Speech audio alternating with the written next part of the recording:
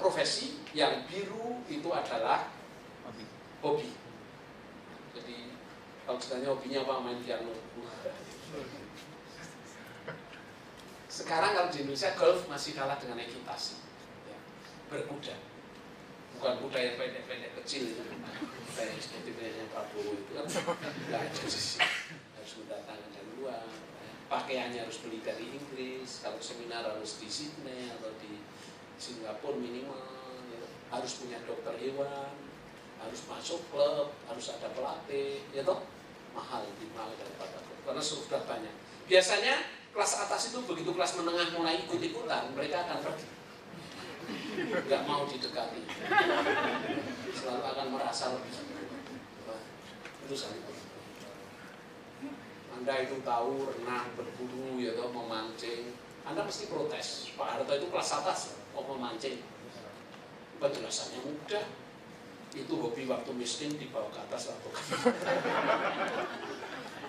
Jangan masuk loh.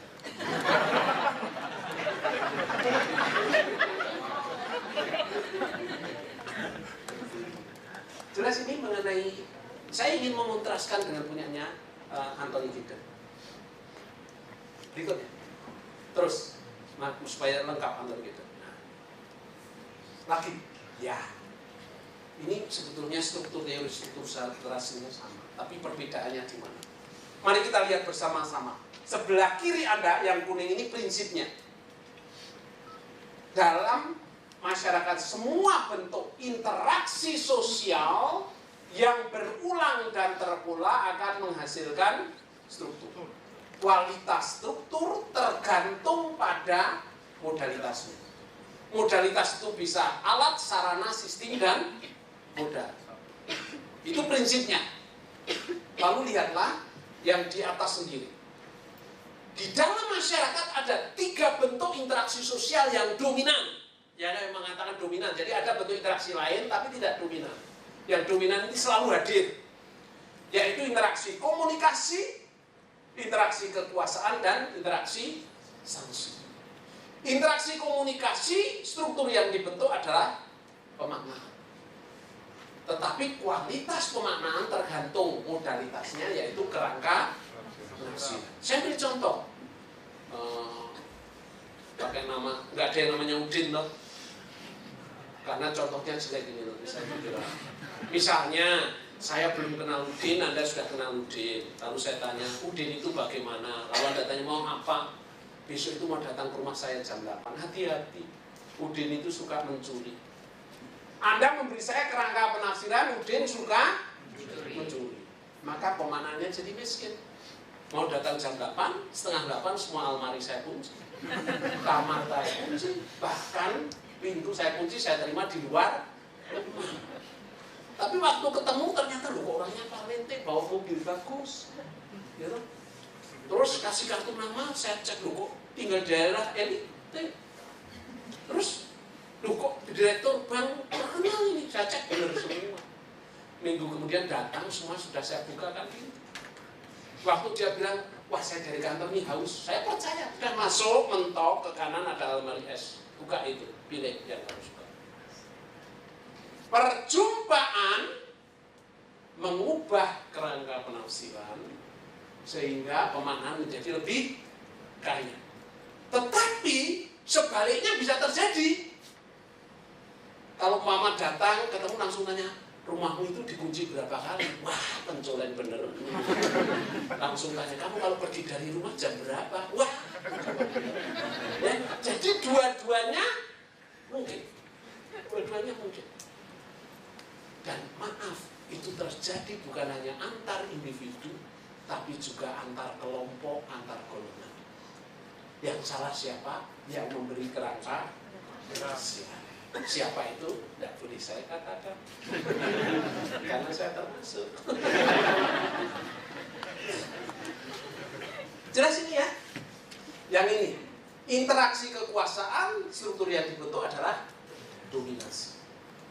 Kualitas dominasi tergantung fasilitasnya, yaitu ekonomi, fisik, ideologi, dan sebagainya. Saya beri contoh saja yang fisik. Kalau orangnya tinggi besar, yang kecil nggak berani ngejek loh. Kalau yang kecilnya aja hanya dibilang belum pernah ke dokter gigi. Cantik itu fasilitas. Kalau nggak percaya, keluar jalan di jalan, mesti banyak yang nawarin. Mau diantar mbak? Maaf nggak biasa roda 2. Yang datang roda 3 bajai. Atau kalau di S1 itu kalau saya perhatikan kalau ngajar itu ya, kalau cewek yang cantik nggak masuk itu. Cowok-cowok itu hari berikutnya ini fotokopi kuliah kemarin. Dari fotokopi kan. Dosennya pun pengen memfotokopi.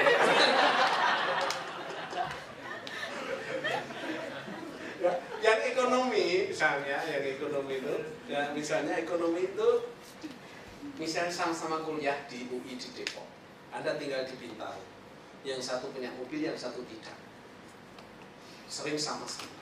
Suatu ketika yang punya mobil masuk jam 10, yang tidak punya masuk jam 8, yang tidak punya bilang besok berangkat jam berapa? Oh saya jam setengah 9, oh jam 7, ngapain jam 7? Saya masuk jam 8 ya. Yang punya mobil siapa? Kalah ya toh. Suatu ketika mereka ada paper yang tidak punya mobil lebih pinter. Paper yang bahannya 50 halaman dalam bahasa Inggris selesai 2 jam. Yang tidak punya mobil 2 jam baru 10 halaman. Merengek datang ke yang tidak punya mobil, kamu bisa bantu nggak? Oh mudah itu, ini saya bantu. Besok bisa berangkat jam 7 nggak? Oh bisa. Karena dia punya kapital fasilitas budaya. Ya, ini semua berjalan begitu. Bedanya dengan Bourdieu apa? Pada Giddens ini tidak terstruktur, tidak hierarkis, tidak mana yang lebih utama, tidak kelihatan. Pada Bourdieu kelihatan. Kapital ekonomi yang paling mudah dikonversikan ke kapital lain, kapital simbolik yang paling dicari. Di sini tidak ada. Jelas? Yang terakhir, interaksi, sanksi atau moralitas, struktur yang dibentuk legitimasi, dasar pembenaran tindakan. Untuk mencari dasar pembenaran tindakan mengacu ke norma, entah hukum, agama, tradisi dan sebagainya. Kita ini semua biasanya selalu mencari dasar pembenaran tindakan. Kalau nggak percaya, kalau yang sudah punya putra ya, yang SMP gitu, pulang sampai rumah jam 1 pagi ya, bukakan pintu, diam saja. Mesti anak sudah bilang, Pak tadi bannya meletus, Pak tadi saya ngantar teman, padahal nggak ditanya. Karena apa? Butuh pembenaran tindakan. Ya. Saya aja kalau ngantar ajar kelas S3 itu saya mengatakan, Anda datang terserah, nggak datang terserah. Yang penting paper beres, ujian akhir lulus. Ya memang kalau nggak datang ya jarang yang lulus. Tapi supaya kelihatan demokratis gitu. Dosennya terbuka gitu.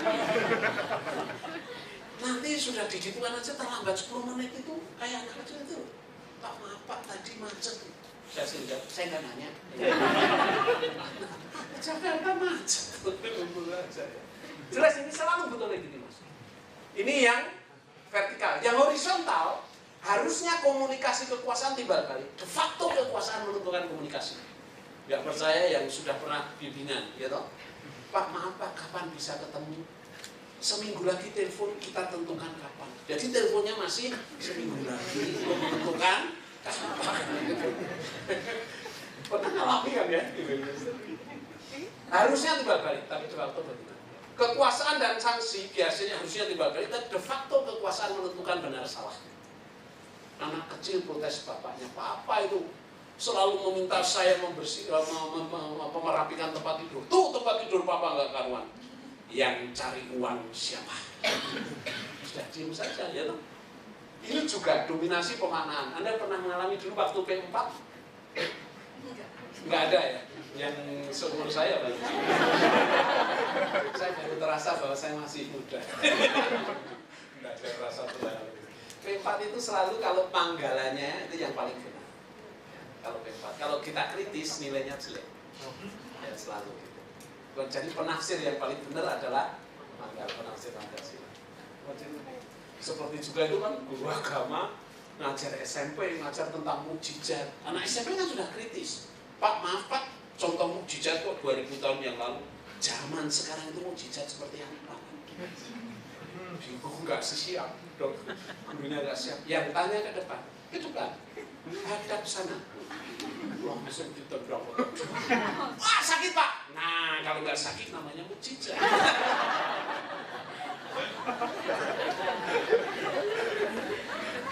Jelas ini saya mengenal bagaimana bahwa dominan yang itu menentukan pemenang. Dominasi menentukan legitimasi. Anda tahu dalam Orde Baru, meskipun Golkar menang, tetap ada pemilu. Karena butuh legitimasi. Maka pengamat politik paling tajam itu adalah pengamat politik Orde Baru. Kalau meramalkan Golkar menang, menang benar.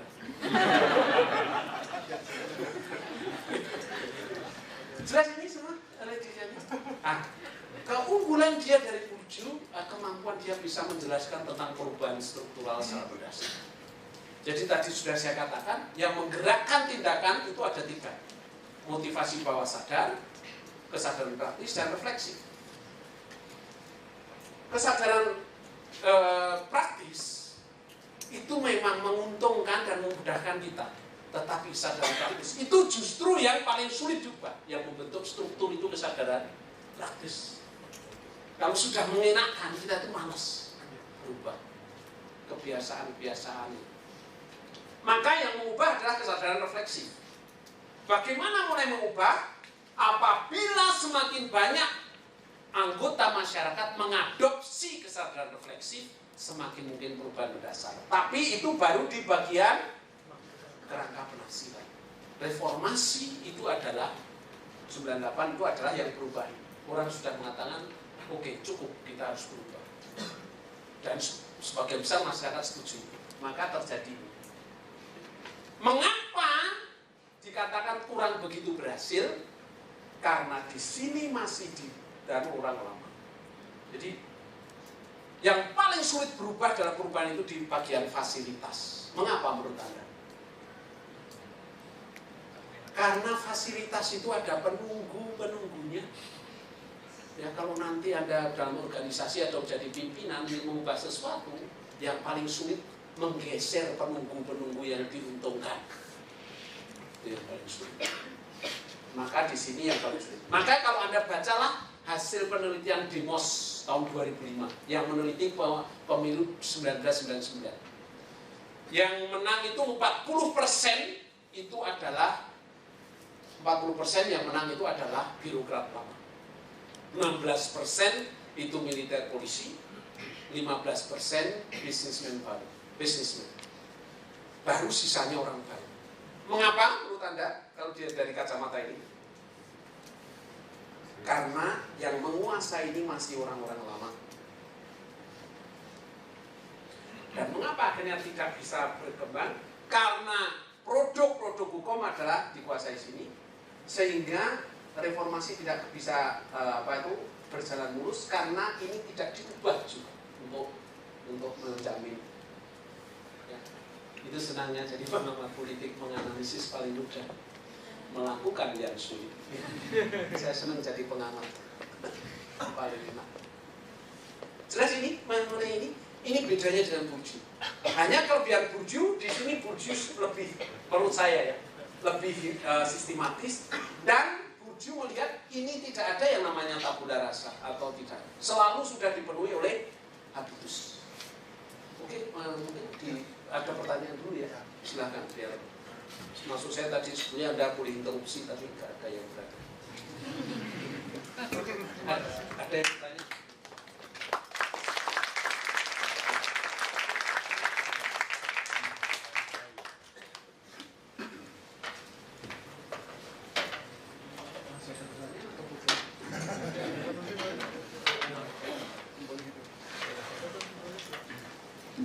Ya, terima kasih Romo untuk penjelasan yang panjang lebar dan menarik sekali.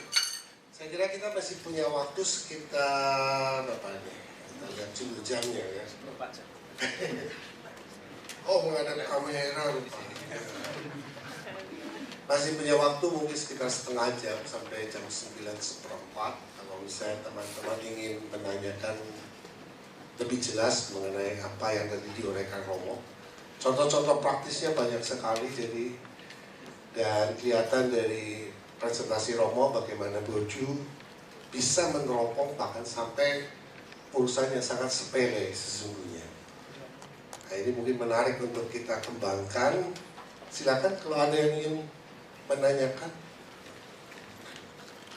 Satu, ada lagi, dua di belakang, tiga. Saya mulai dari 3 orang dulu ya, Pak. Tolong sebutkan namanya ya.